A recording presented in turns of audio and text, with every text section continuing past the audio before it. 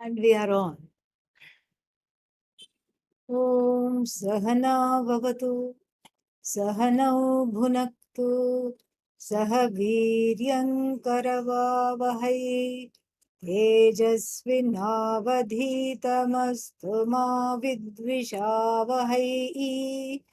Om Shanti Shanti Shanti.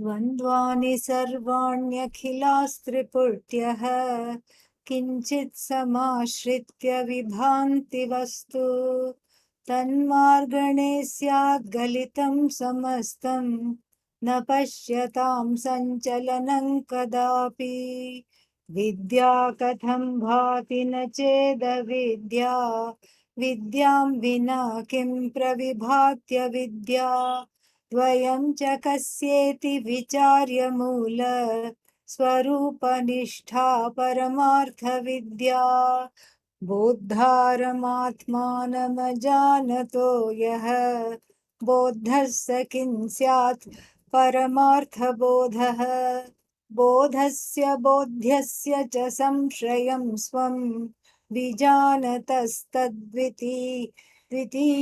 विनश्येत् निद्रा न विद्या ग्रहणं न विद्या गृह्णाति किञ्चिन्न यथार्थबोधे निद्रा पदार्थग्रहणेतरा स्यात् चिदेव विद्या विलसन्त्यशून्या सत्यश्चिदात्मा विविधाकृतिश्चित् सिद्ध्येत् पृथक् सत्यचितो न भिन्ना भूषा विकारा किमु सन्ति सत्यं विना सुवर्णं पृथगत्र लोके.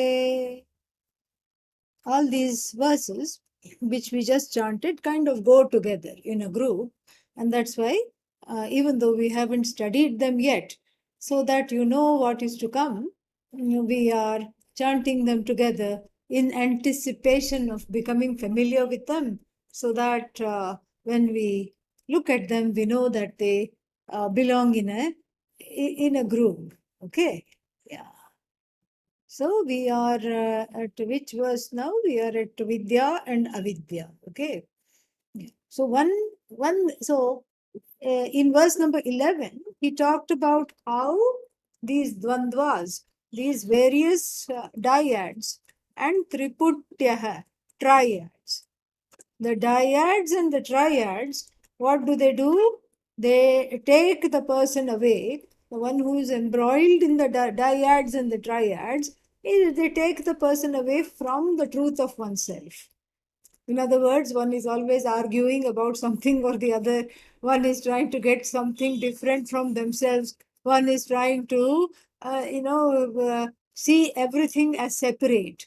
Thinker, thought, mode of thought. Seer, seen, and sight, means of seeing, eyes, etc. So, like this, the knowledge of the vastu is neither the subject nor the object, and nor is it something in between the subject and the object, namely the means of knowledge.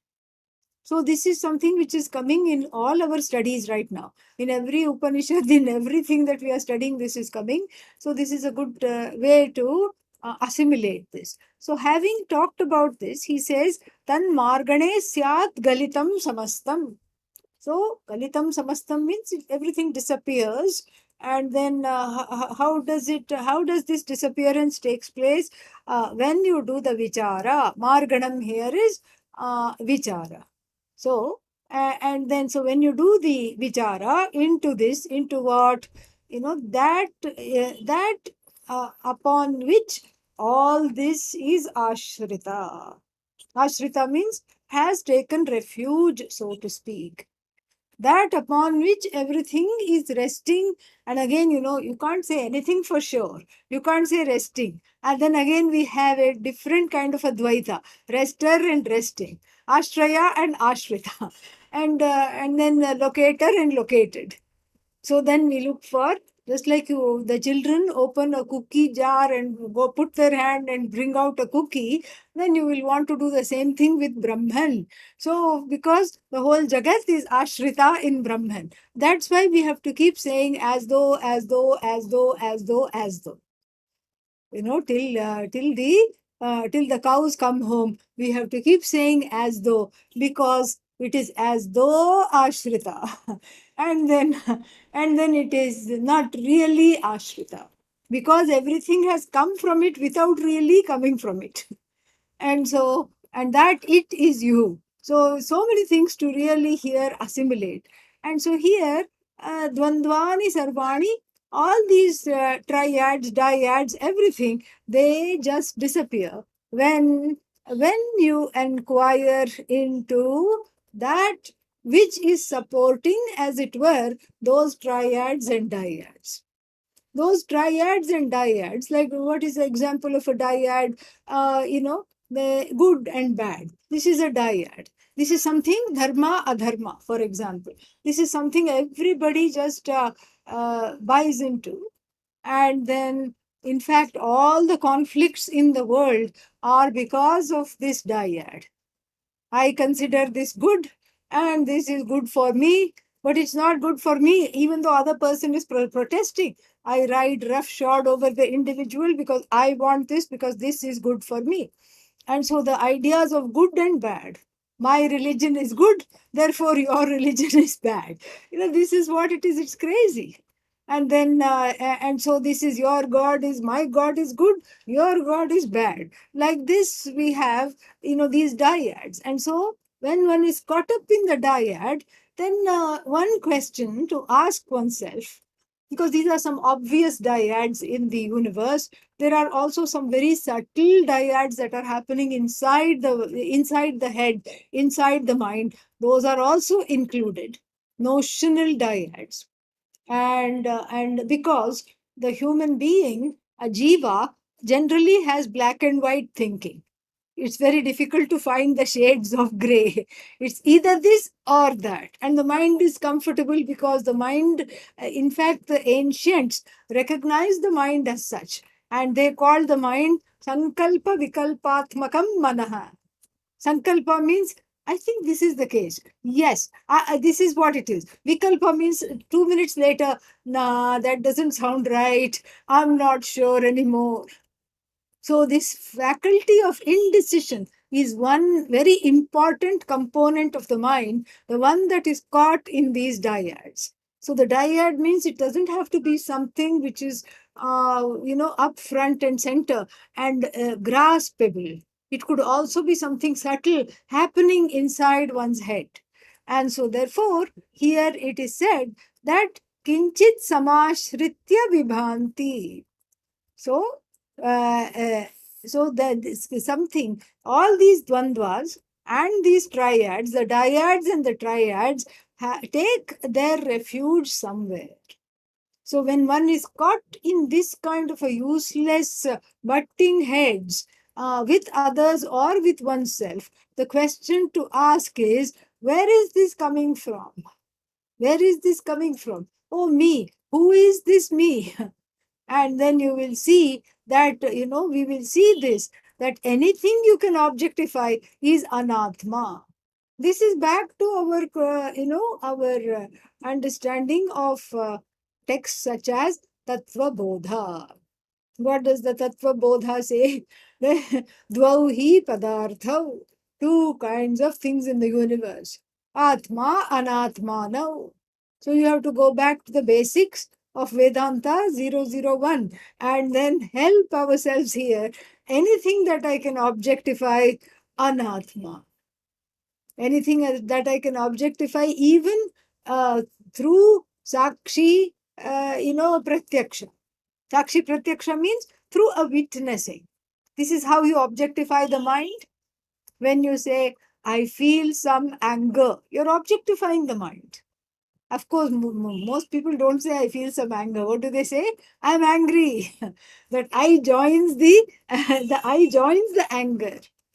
And the anger, which is a noun, becomes a adverb. I'm angry. I'm hungry. And sometimes there's a combination of the two. It's called hangry.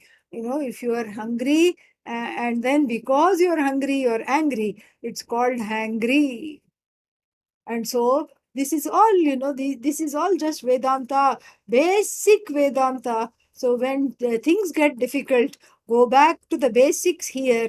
We are being told in the 11th verse. And what is the basic? The basic thing is that anytime you have a doubt, like, oh, I'm caught in this. And then what is the nature of you? Are you ever caught? No. Is Atma ever caught? Never caught. That which is never caught is Atma. Oh, then it is as though caught. Yeah, it's as though caught. And so if you look at what is it that's causing me to feel stuck or feel caught in this situation, then the answer will always be something relative which can be taken care of. Either you can leave the situation, or you can stop thinking about certain things, or you can change the channel, something or the other you can do, and so that you're not all caught in it. So once you do the enquiry into the Moola Swarupa, what happens? Immediately, Sarvam Galitam Syat. Everything disappears. All that remains is the I, and he's going to talk about that in the succeeding verses that we are going to look at. Some very beautiful verses of the Saddarshanam are going to come here now. And then and a very nice aphorism at the end, which we can actually memorize, very important. Napashyatam sat chalanam kadapi. Pashyatam, for the person who sees this, who sees oneself as different from no matter what one is undergoing, na pashyatam satchalanam kadapi. The sat for the seer, and the seer of what? The seer of oneself, the knower of oneself. So that truth for the seer does not move. And if the truth doesn't move, and the seer is one with the truth, there is no movement at all. That's why sadhus are told to not take sides. And that's why you don't go for bhiksha. If a couple is fighting, you just quietly walk out of there. You're not supposed to be in the dvandva or in any kind of a triputi. And you don't vote. Because if you vote, what are you doing? You're favoring one over the other. You don't take sides. You don't start politicking and saying this party is better, that party is bad. You don't do that. And you don't pick, some kind of a favorite thing over the other. This is why, because if that Sat is you, and there is no sides for Sat, then that means what? There are no sides for you. There is no good, bad, no this, no past, no future. All that is there is you. And this is very amply talked about, very amply illustrated in young Nachiketa's question to Lord Yama. And what does he say? He says something which is very nice. He says, I'm tired of these dyads. And he also talks about one triad there. Anyatra dharmat, anyatra adharmat. Adharmat anyatra. Tell me something that transcends these notions of dharma and adharma, good and bad, right and wrong. Because usually the one is caught in the time and space matrix. That is one more dyad. And along with the time and space matrix, a very strong dyad is right and wrong. So, anyatra dharmat, anyatra adharmat. Tell me that. And then anyatra asmat, kritat, akritat. Tell me that which is different from something that is produced and something that is that I produce, my own srishti or Ishvara srishti. So tell me that is different from that. Then the last question, the last part of the question is a triad. Anyatra bhutacha bhavyacha. There are two chakaras. The cha means and. One of the cha is and the other one is to denote the present. Bhutat means from the past, bhavyat from that which is to be, from the future. Anyatra yat pashyasi tadvada. That which you see, please tell me.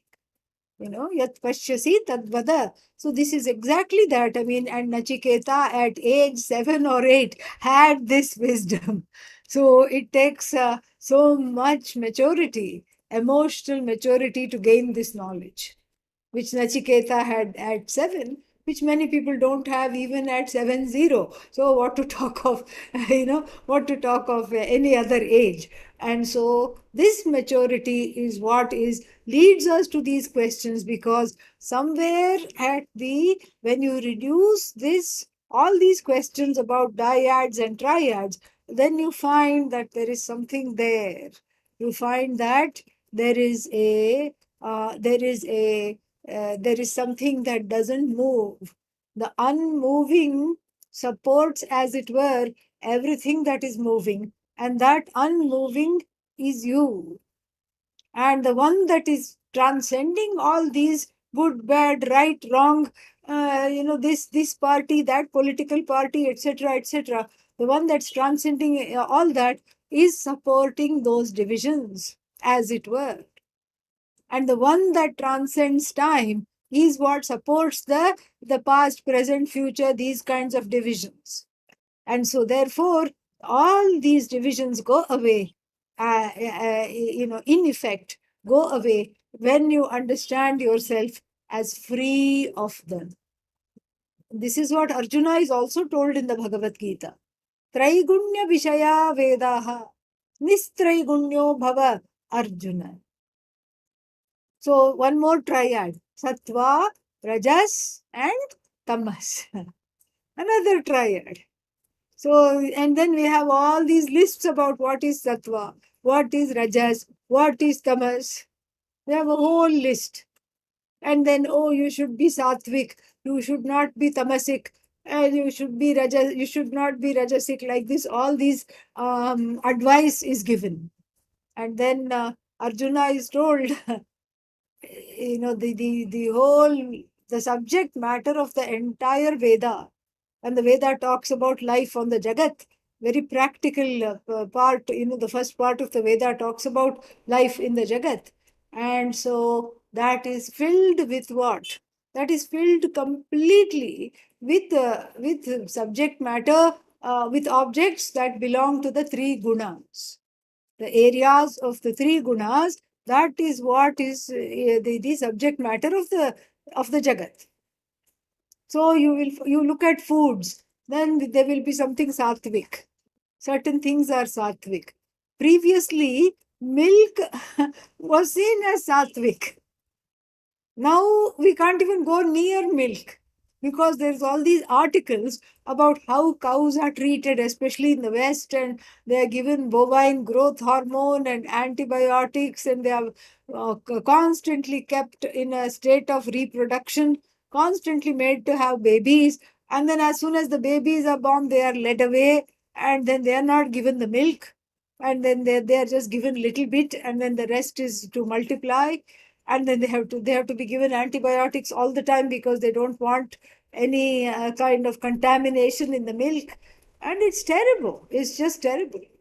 And so therefore milk was considered sattvic, and now it is full of rajas and tamas, I suppose, unless it's some kind of a organic dairy which you have visited, and you know that all the cows and the calves are together, and then they are gamboling across the grass, and then they have a lot of time outside in the pasture. Then I suppose it's okay, but very difficult to find that. And so everything is sattvic, and then rajasic or tamasic. Certain foods like what is that called? Garlic, very tamasic. And if you eat that, I mean, it's medicine. So once in a while, if you need it for a medicinal dose, that's okay, because it reduces cholesterol, so many things it does. But if you make it like a daily part of the diet, then you will feel like sleeping all the time.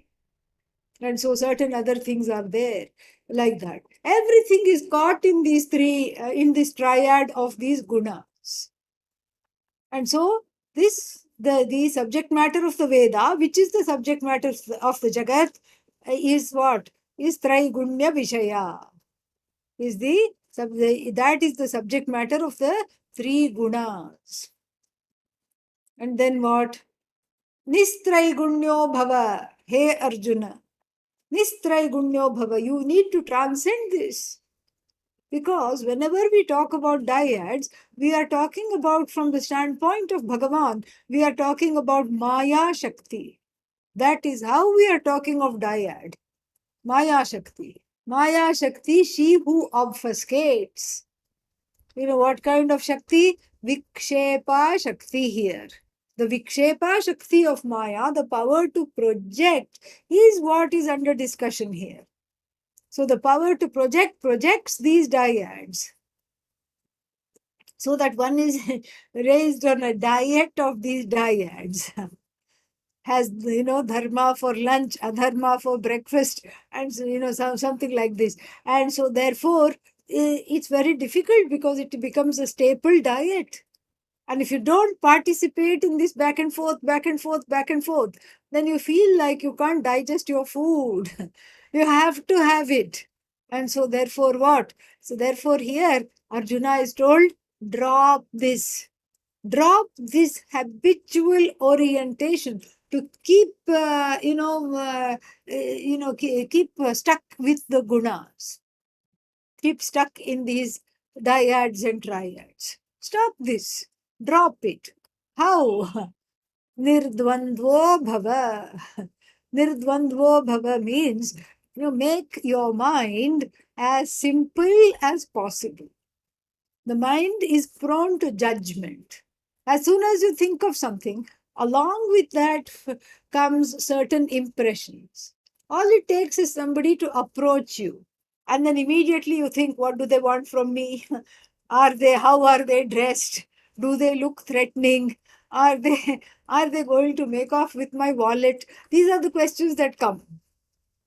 Drop those questions and just see the situation without your abridging, punctuating, and all these kinds of things, editing the situation, overlaying it with your own vikshepa. Yeah, there is Maya's vikshepa, that is part of Ishvara Srishti. That's okay. Let her be. Let her project. Her projections are just simply are. You come under the spell because you have avarna. That's why. Because of the avarna Shakti, because of avidya. So we have to learn how to pronounce avarna. In America, they say avarana. It is not avarana, okay? Yeah, avarna. So, and that which asamantat varnyate, that which covers vrinoti, asamantat vrinoti, covers. So what is, we blame Maya and say, oh, she is covering me, she has covering power. No, that covering power is ajnanam. What kind of ajnanam? Atma ajnanam. My own ajnanam, because of which the birth, one took birth. And so that has to be dropped with the help of Shravanam, etc.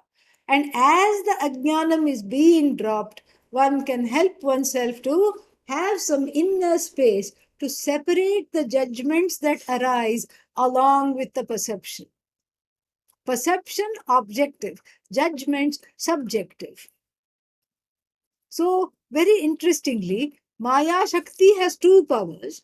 As we said, Vikshepa, the power to project, Avarna, the covering power, the power to cover. Now, the Jiva, not to be outdone, also has these kinds of dual powers. Oh, really? I have a power of projection? Absolutely.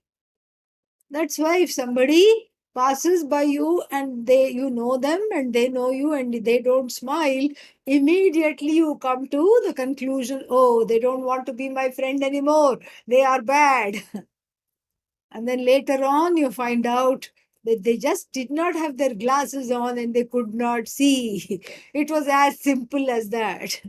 They could not see you clearly. They did not recognize you from a distance. So that is the objective truth. But subjective, the mind already has run away like a horse and come to certain conclusions. That is the human vikshepa. That is the jiva's vikshepa.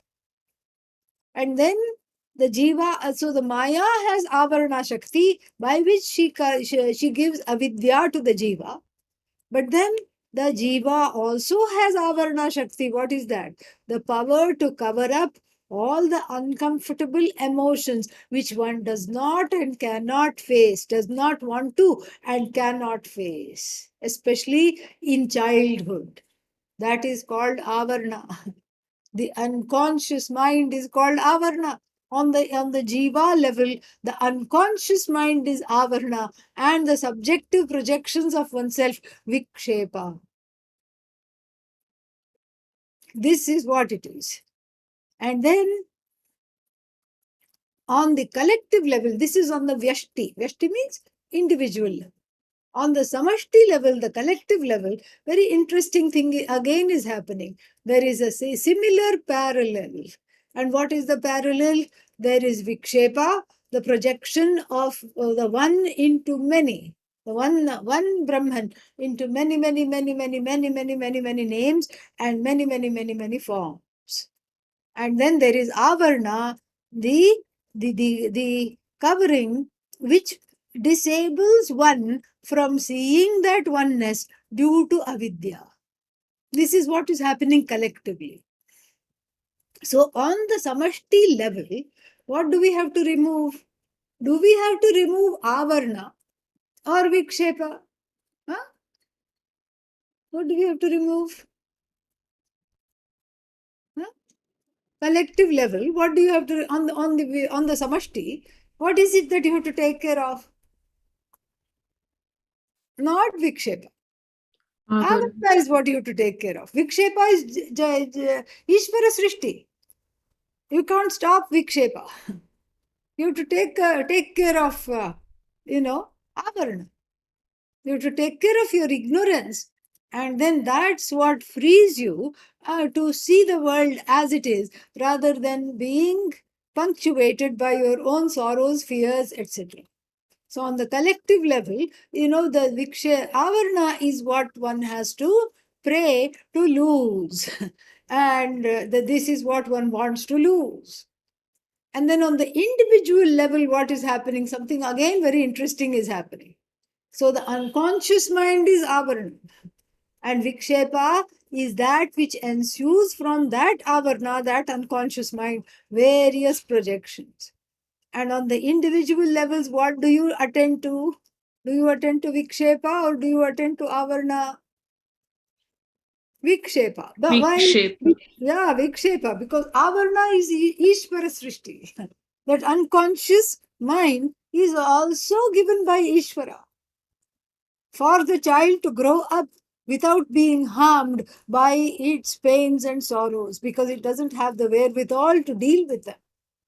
So it gives Ishvara gives it the override button to just forget about them and just play and grow up. And when it has the physical maturity as an adult, this child, and when it has the emotional maturity to be able to deal with these kinds of pains, that is when the unconscious comes out. Even in Ajnani, there is the unconscious mind. It is there. But it does not bubble up. It does not come out and trouble.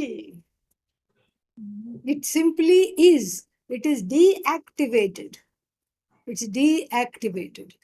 So, this is very interesting. On the individual level, you take care of the vikshepa, you take care of the projections, the subjective projections, and then so that you don't allow the unconscious mind to bother you.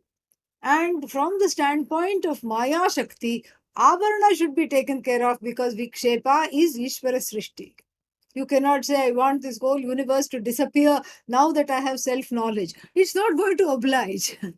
After Jnanam also, what happens? Mountains will be there, and sun will be there, moon will be there, other people will be there. You can't just wish them to disappear. This is not like correcting the mistake of rope snake, okay? In rope snake mistake, and the snake goes away. Upon when you have rope jnanam, snake goes away. This is what is called arthadhyasa. It's a particular kind of adhyasa where the object, when that object is seen for what it is, the projection goes away. That is because it's your projection, okay? It's not Ishvara's projection. That's why it goes away. But Ishvara's projection goes away, because, will go away only at Ishvara's will, not when you want it to go away. You can say, oh, please, oh Lord, make this person extinct and make their whole family extinct. Ishvara is not going to oblige just because you don't want the person and you want them to become extinct. Will not happen. And so, this way, Ishvara Srishti will continue even after Atma Jnanam. But then the Jnani does not pay any attention to Ishvara Srishti as a separate or a fearful issue. It's because one is Ishvara, the Srishti, one knows oneself as Ishvara, the Srishti is non-separate from oneself. And the Srishti being non-separate from oneself, then one is not worried about what is happening in the Srishti. Because everything is me. Everything is not other than me. Nothing is other than me. And then so what? So now coming to this question here, that so this kind of an adhyasa is this kind of a situation we also have on an empirical level. Sunrise. Is the sun really rising? No. Sunset? No. Blue sky. And then a Chandra, a moon that is, Chandro Dhavati, the moon runs behind the clouds, along with the clouds. Is that really happening? The moon is not running. The cloud, the motion of the cloud, a kind of a translucent set of clouds, just behind the moon or next to the moon, gives the appearance of the moon running. The moon does not run, the sun does not rise, nor does it set, nor is the sky blue. So now that you know this, and you obviously knew this a long time ago when in fourth grade, third grade, you learnt all this. And then did the sun stop rising after your geography lesson? No. Sun continues to rise. This is called Jnanadhyasa. The adhyasa that is overcome by jnanam alone. Not through artha, meaning not through some kind of a transformation of the object, but here due to the transformation of the vision of the subject. Jnanadhyasa. That adhyasa which is overcome by knowledge, by proper understanding, is called, jnanadhyasa. And this jnanadhyasa alone, exactly like this self knowledge, is also a kind of the understanding where Ishvara Srishti continues. It's not that you cease to have a body as soon as you gain this knowledge. And then what? You're hanging around like a preta. Not, not desirable, not possible. Preta is an interesting word. There is a dhatu in gatau, in the sense of going. So, itaha means gone. Prakarshena itaha. Pra plus itaha, pretaha means gone forcefully, meaning no hope of coming back. That is what it is. Permanently gone, preta. But still hangs around. So it's a kind of an ironic word, preta. Still hangs around in a disembodied way. And then this is what, this is what it is. Anyhow, so this is basically the 101 of Vedanta is to overcome this duality within, these dvandvas and everything. At the level of impressions, at the level of thought, at the level of all these things, one has to overcome these dualities. Mhm. And then only the possibility of finding something else shines. The possibility shines that, oh, I have to, there is a space here for me to see this. So this is what means nirdvandvo bhava. Whenever there is a dvandva, you run away from it or you become very quiet and start chanting Om Namah Shivaya. You can try this. This is a practical way. And then Nitya Sattvastho Bhava. We are going back to that particular verse from the Bhagavad Gita, from which all this whole discussion started. Nitya Sattvastho Bhava. Meaning, always be with Sattva, because that Sattva is very close to self knowledge, very close to godliness, self knowledge, etc. So then catch hold of sattva. Oh, but then sattva is also a guna. How will I give up sattva? No need to give up. It will integrate into that who you are. No need to give it up separately. So nitya sattva stho bhava. Niryoga kshemo bhava.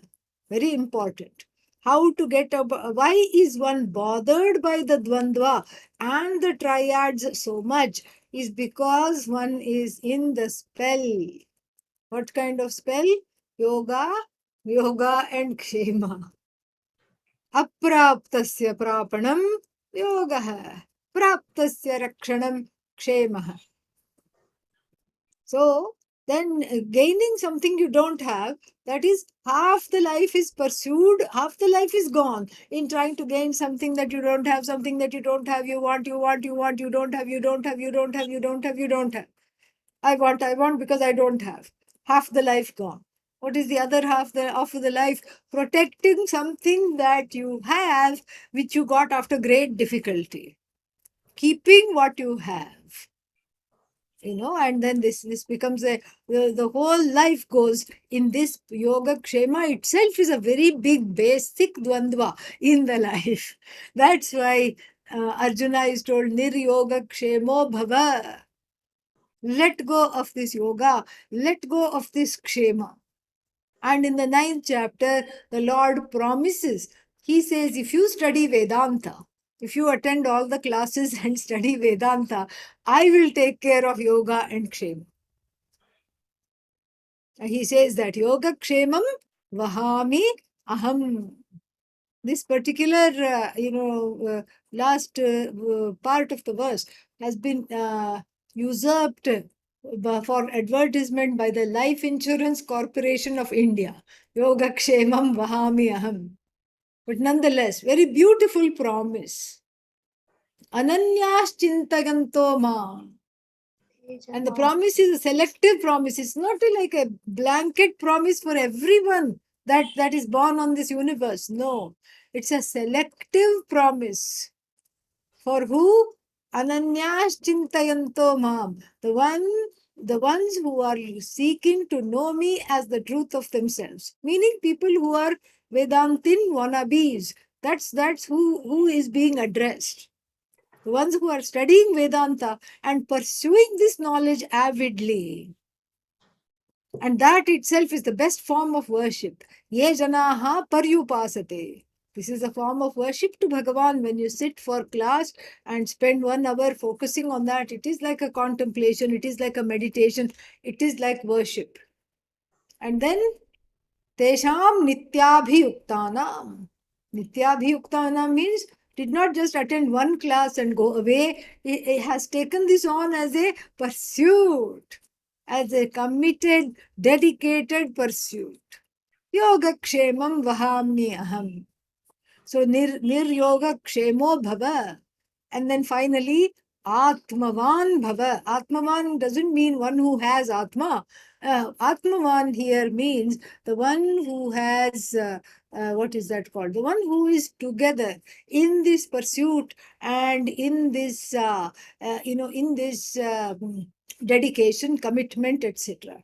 Not the one who is always waffling around, the one who has no trouble uh, going along with this decision to study Vedanta. So therefore, this dvandva is, the removal of the subjectivity is this dvandva nivarana. That is on the external, thing, and internally the triputi nivarana also is through keeping on seeing that in and through every thought there is something variable and there is something invariable. Thinker, is that variable or invariable? Hmm? Variable. Variable, naturally, because now you are thinking and then later on you stop thinking. It is variable. And then thought. Thought means object of thought. Is the object of thought variable or invariable? It's variable. Variable. Because if the object of thought were to be invariable, supposing at the first thing you saw out of the window was a big tree, that tree would be in your mind all day long. And on top of the tree you saw one, something else, a human being. Then you saw the human being. The human being will sit on top of the tree, and then that will also be stuck in the mind. So but that doesn't happen, and so it is variable. So the thinker, the status of thinker, variable. The object of thought, whether it's tree, pot, hat, cat, mat, rat, bat, variable, variable, variable, variable, variable. Then and then the means of thinking, that vritti with which gets modified, and in fact the word modified is vritti, kshanika vritti, that too is variable, that through which the thought is understood as a thought, that too is variable. But there must be something invariable holding the three together, which is neither thinker nor thought nor the means of knowing. What is that? Awareness, chit, consciousness. That alone we have to, repatriate and take the I, walk the ahankara from its, unclutch the ahankara from the body, mind, sense complex to which it is completely tethered, addicted. And then you have to walk it over to this I, which upholds the thought without being the thought, which upholds the thinker without being the thinker, which upholds the vritti of that thought without being the vritti. It is all three. It supports all three, but cannot be any one of them. And that is you, and that is all that is Sat, and that is all that is there. So this is this is a so this is what Atmavan Bhava means. Be together with this decision, and this is what he was, Arjuna was advised. Going further, here, a very important question is asked in verse number 12. And we have seen some of this already. I can go a little faster. Vidya katham bhati nached avidya. If there is no avidya, then what is the meaning of vidya? Where is vidya? Again, he takes one dyad and opens it up and analyzes it very beautifully. Vidya katham bhati nached avidya. I gave you the example of, let's say, we got in touch with the people, some beings who live on the sun, and then you tell them, "Have a nice day," and they look at each other. What's day? Day, and because they don't have night. So how will you know day when you don't have night at all? And how will you know night? If all that you have is day. And if all that you have is night, how will you know day? So Vidya and Avidya are day and night. They are opposed to one another. They are totally opposed to one another. This brings in a lot of very interesting things. And if we look at this clearly, we will see. I also told you the story of the Pandit ji, right? The one who was saying, "Oh, half of your life is gone, three-fourths of your life is gone." because the Panditji did not know all these things. The boatman who was ferrying the Panditji did not know XYZ, did not know grammar, did not know sutras, did not know yoga, did not know pranayama, did not know literature, did not know Veda. And so he said, three-fourths of your life is gone. Then the boat starts to sink. And Panditji says, "Oh, what's happening?" Boatman, what does he say? "Panditji, do you know swimming?" "No, your whole life is gone." So, this is the, of course, here, this thing called avidya, the ignorance of the boatman had the last word because he had practical knowledge. He knew enough to lead his life and ferry people across and not lose his life in the water. And he knew how to manage the currents and the rough waters, everything. And so here, this kind of vidya, avidya is just part of this dyad. Then an important question can be asked. Now, I am in this class, somebody can say, because I have avidya. And now I want to convert that into Vidya. Now, if you are saying that this is what, there is really no Vidya and no Avidya because the Vastu that supports, as it were, the Vidya and Avidya is free of Vidya, is free of Avidya, then what am I doing in the class? Why am I pursuing this? Why am I pursuing this? Well, this means we have to bring back our favorite expression. What is that? As though. As though ignorant. As though realizing, oh no, I'm ignorant. Oh, I can't stand this ignorance. Where is Guru? Looking for Guru. And then what? Then going and sitting in front of the Guru and gaining knowledge. As though Guru. As though Shishya, as though ignorant, as though knowledge. And gaining which?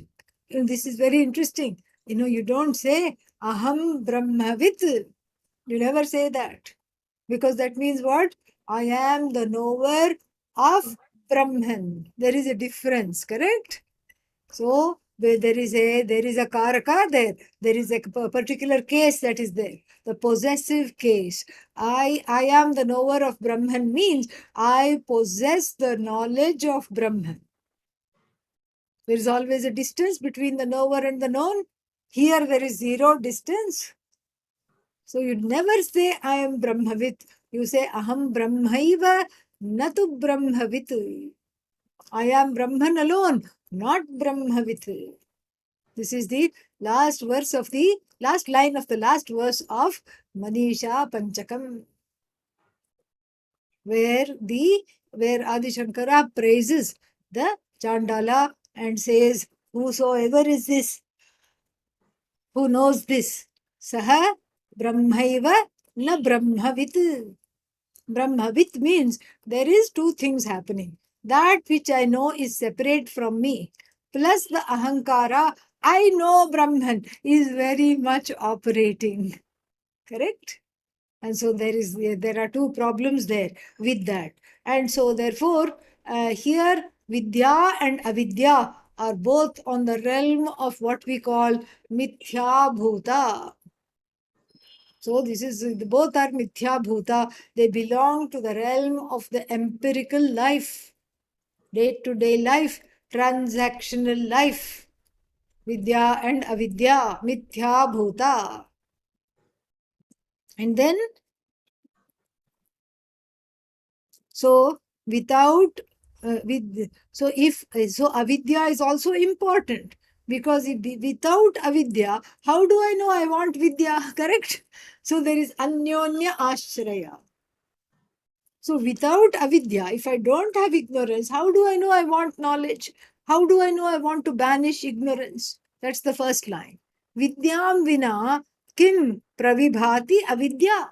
So without vidya, then How can avidya shine?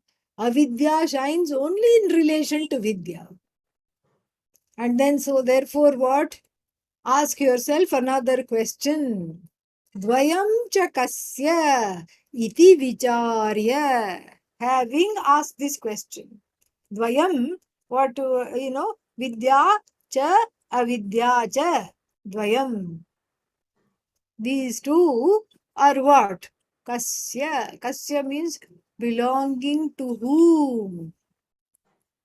This is why we did that whole thing. Where is avidya located?